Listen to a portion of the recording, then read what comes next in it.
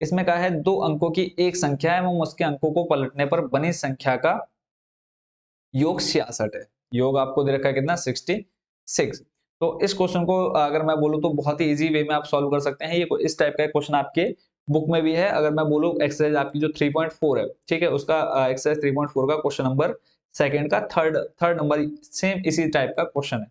But आपको क्या होता है कि कई बच्चे होते हैं कि अगर डिजिट भी चेंज हो जाए तो बच्चे क्वेश्चन को सॉल्व नहीं कर पाते हैं, ठीक है। तो इसलिए ये एग्जांपल भी आपके लिए इस बार मोस्ट इंपॉर्टेंट रहने वाला है, तो इस क्वेश्चन को भी आप अच्छे से समझ लीजिए, ठीक है।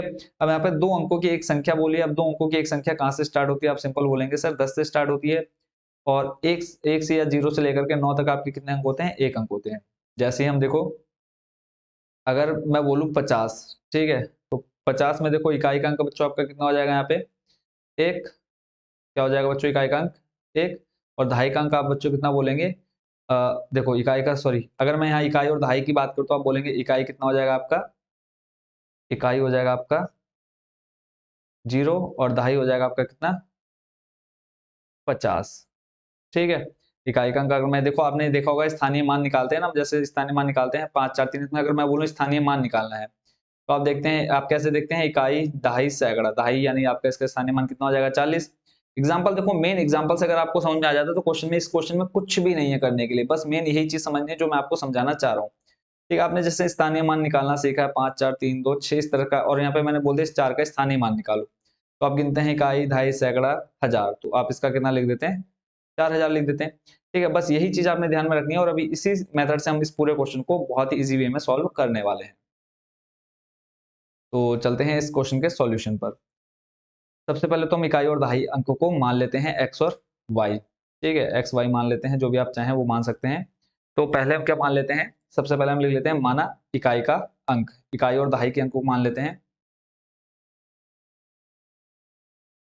माना दहाई व इकाई के अंक, या अलग अलग लिख लेता हूँ, ऐसे सेम टू सेम तो बुक में भी लिखा हुआ है, हम अलग अलग मान लेते हैं।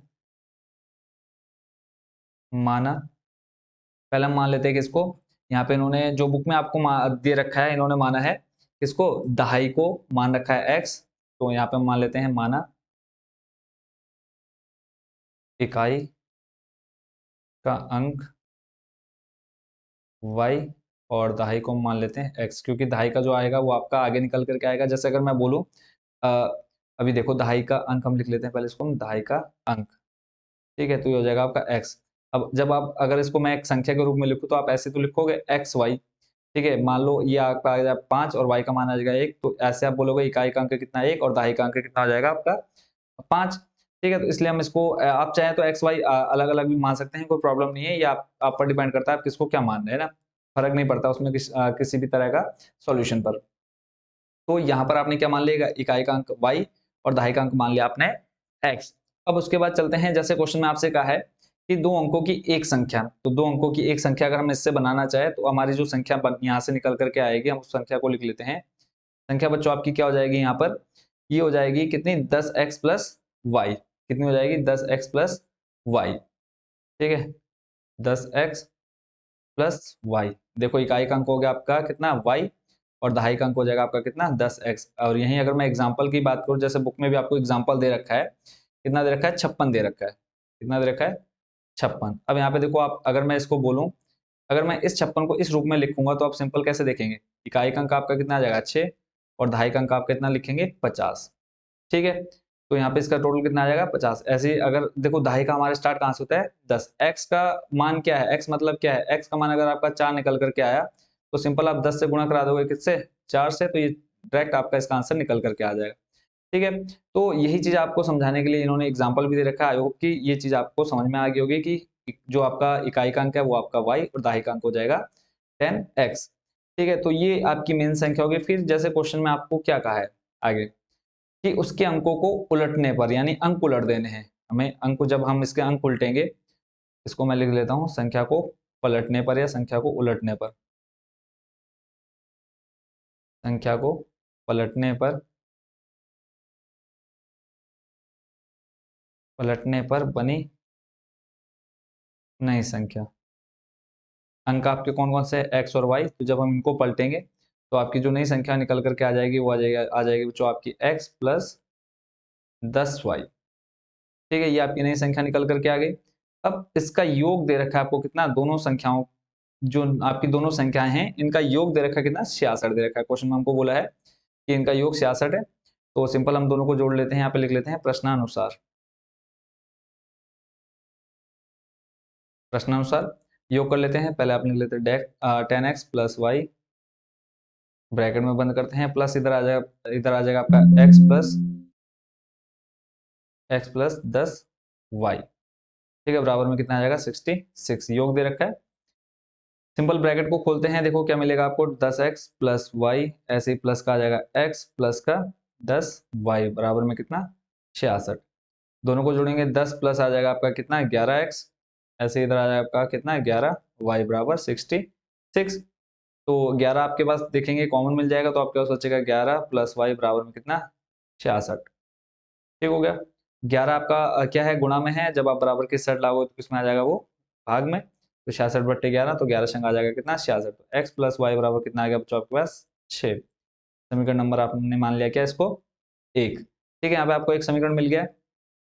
और क्वेश्चन में आपको एक चीज और दे रखी है कि इनके जो अंतर है, यानी यदि संख्या के अंकों का अंतर, अब संख्या के अंक आपके कौन कौन से हैं यहाँ पे, x और y है।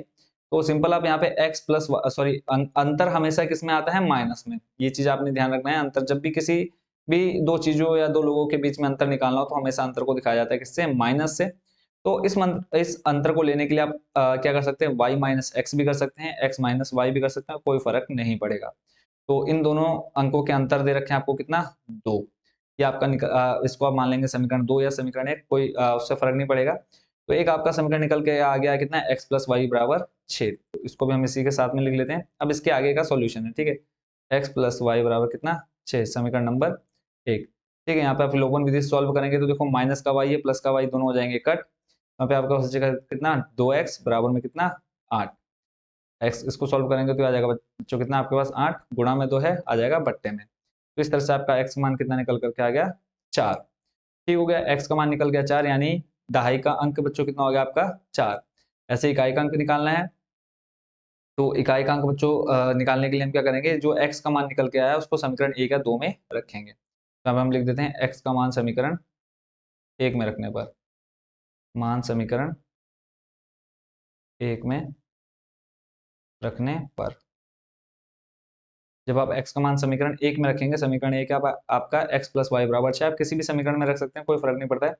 x प्लस वाई बराबर 6, x का मान आपका कितना है 4, प्लस आ जाएगा आपका y बराबर 6। ठीक है, तो इस तरह से अगर आप इसको सॉल्व करेंगे तो y प्लस का 4 है, बराबर किस तरह लाओगे तो आ जाएगा माइनस में। तो y बराबर बच्चों कितना आ जाएगा 2। ठीक है, y का मान कितना आ गया बच्चों आपके पास 2।